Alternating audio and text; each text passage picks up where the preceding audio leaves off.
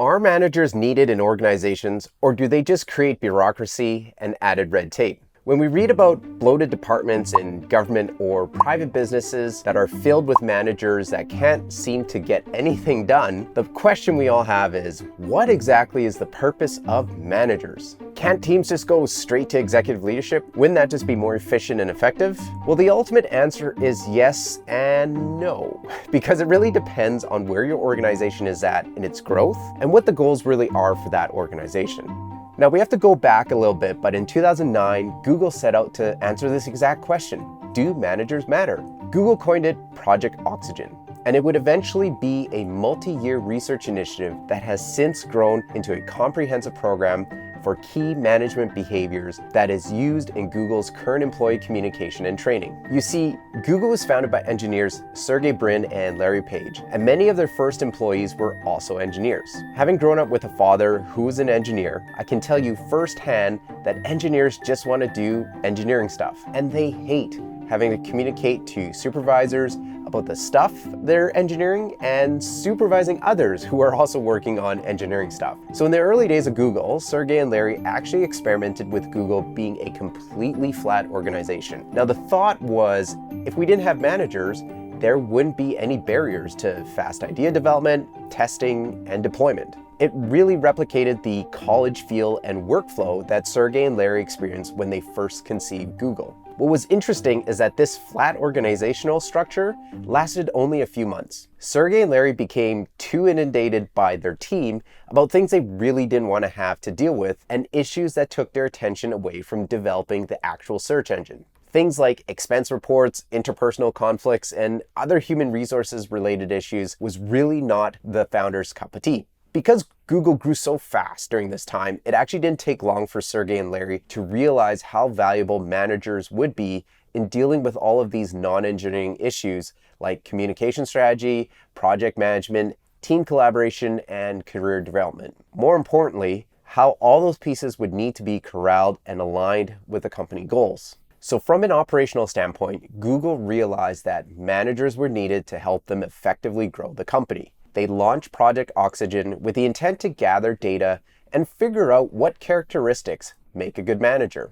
The goal of the first phase of the project was to figure out if there even was a correlation between the quality of managers and employee happiness. Sergey and Larry believed that the results of this first phase would help convince the engineers that managers were in fact needed and mattered to the success of the company. You got to remember, engineers aren't the biggest fans of managers, so Google needed to take a strategic and data-driven approach to ensure that their highly skilled engineers bought into the organizational structure. Based on internal surveys, exit interview data, as well as external academic research, Project Oxygen team led by Neil Patel began putting the pieces together to score the managers. Higher the score, the higher quality of the manager. So what did they find? The data showed a tight correlation between managers' quality and workers' happiness. Team members with high-scoring managers consistently reported greater satisfaction in multiple areas including innovation, work-life balance, and career development.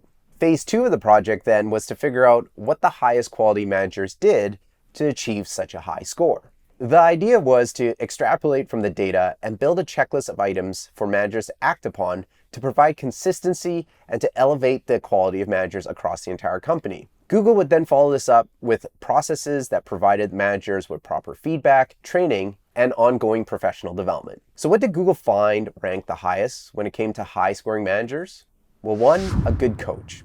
Someone who has good oversight and overall view of the situation and can direct the entire team. 2, empowers the team and does not micromanage. I think most of us would agree that having someone insert themselves in every part of your workflow is just downright annoying. 3, express interest in and concern for team members' success and personal well-being. This shows your team that you care about their success and aren't just leveraging their talents to progress your own agenda. 4, is productive and results-oriented.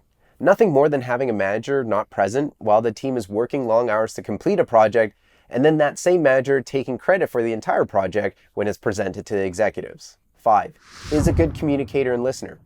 A good communicator ensures directions are clear, while a good listener is able to intake feedback, concerns, and questions from the team. 6, helps with career development. Being authentic as a manager who cares about their team means demonstrating it through their actions. Helping your team members with career development shows you care about them and value all the work that they're putting into to move the company forward. 7, has clear vision and strategy for the team. Just like running your own business, a manager must have a clear vision and strategy for the team, or else a manager can easily take the team off the path of where the organization needs to arrive at.